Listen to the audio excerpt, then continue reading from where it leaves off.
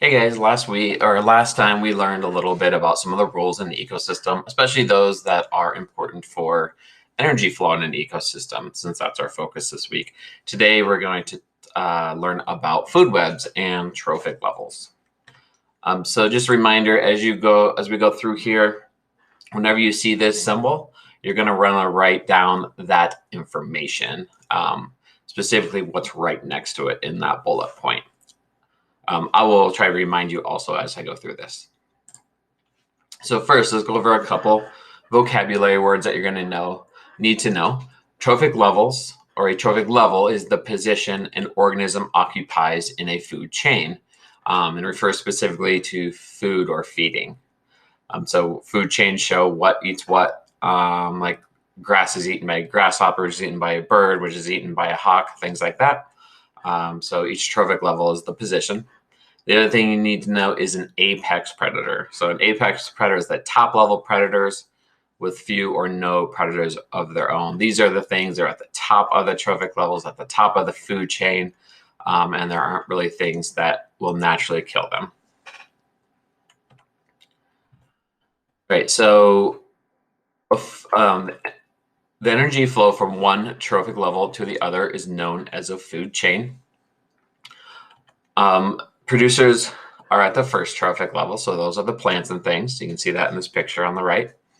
Above them in the second trophic level are primary consumers. So remember, primary consumers are the things that eat the producers.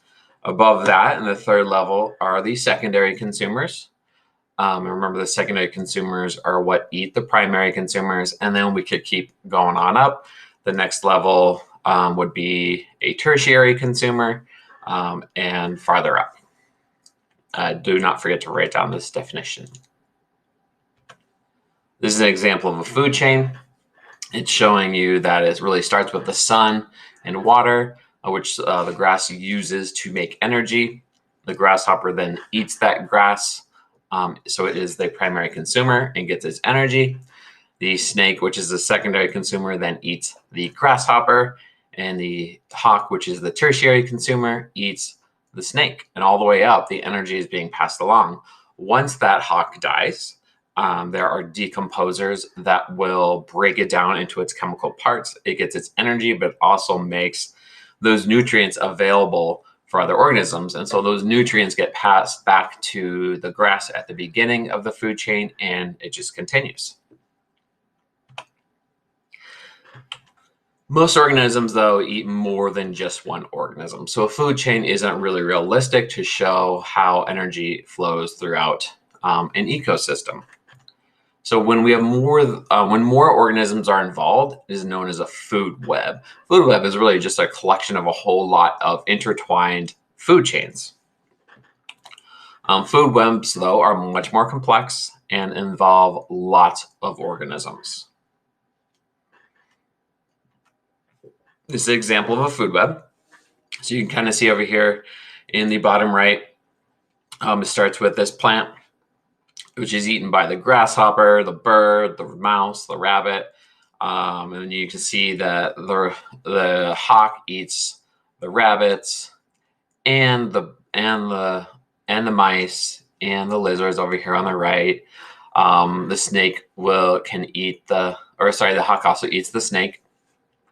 The snake eats the mouse, or it eats the bird, or the rabbit, or the lizard, and then so on and so forth. So you can see how track different things.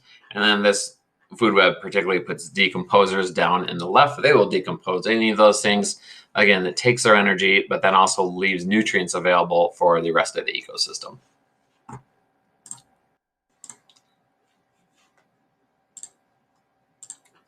All right, so when one organism eats another, not all of the energy is transferred. It's not like 100% of the energy from the grass goes into the grasshopper.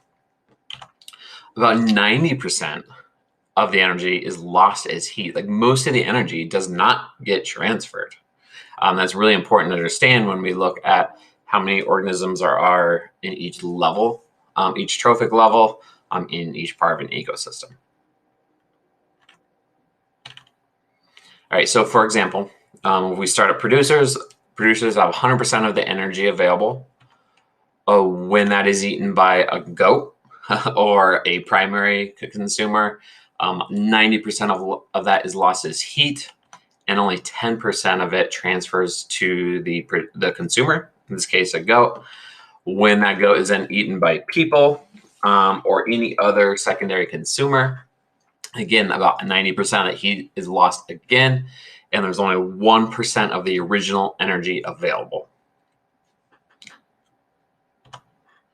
So we can demonstrate this by putting these trophic levels into a pyramid. So at the bottom, we have the producers, and then the primary consumers, secondary consumers, tertiary consumers, quaternary consumers, and so on and so forth. The width of each level of the pyramid can tell you a couple things. One of the things it can tell you is how much energy is available at that level. So here's an example. So if there's 10,000 joules, which is a measure of energy, of producers, so 10,000 joules of producers, only 10% of energy transfers to the primary consumers.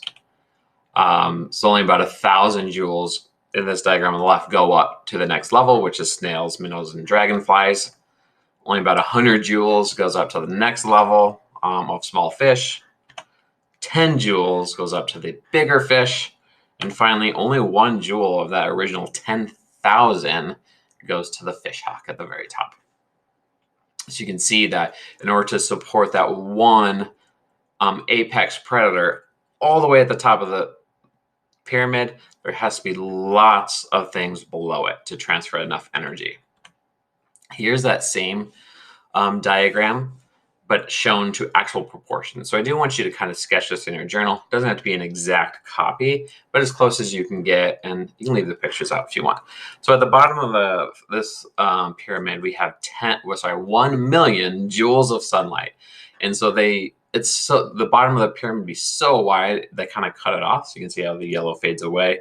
So it's actually much wider than I would show here. Of that 1,000 joules of energy, the primary producers transfer 10% of it to energy that it absorbs. And so the primary producers have about 10,000 joules in that level. As the primary consumers eat those, they get about 1,000. And then as the secondary consumers eat them, they get 100. And then the tertiaries get 10.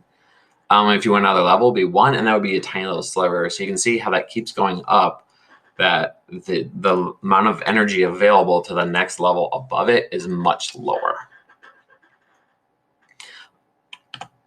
All right, so what this means is usually no more than 5 trophic levels can exist, since the 6th level will have very little energy to keep it alive. And so that's part of the reason when we go out and make our ecosystem observations, you're going to see plants everywhere. You're going to see some primary consumers, and it's likely you might not see very many, if any, secondary or tertiary consumers. If you stand there long enough, probably one like a coyote or something would eventually walk by, or a raccoon, or maybe even a bear, or a mountain lion, depending on where you were. But they're not all over the place, because there's just not enough energy to support a lot of those big apex predators. Here's kind of another example, but specifically with people, and showing how this can affect us as people. And so you can see that if you're providing a person with energy, if you were to make a loaf of bread, it might take like 1 basket of grain, or like a certain amount of grain. But if you were to eat beef instead, to make that beef, you would need 10 times as much grain to feed 1 cow to get that same amount of energy. And so the more meat we eat, the more we have to feed those animals, and the more resources it demands of our natural ecosystems. So this diagram shows more or less the same thing. You can see that if humans were to eat corn only, there's a lot more energy available. But if we were to eat the cattle that eat the corn, then there's going to be a lot more energy required for us to survive off of. All right, that is it. If you didn't get everything written down, make sure you go through the slides below and write down the information you missed. We will be using this information in our assignment tomorrow, where we go look at our ecosystem and turn that into a food web with trophic levels. So if you have any questions, make sure you ask. You guys have a great day, and I will see you in class.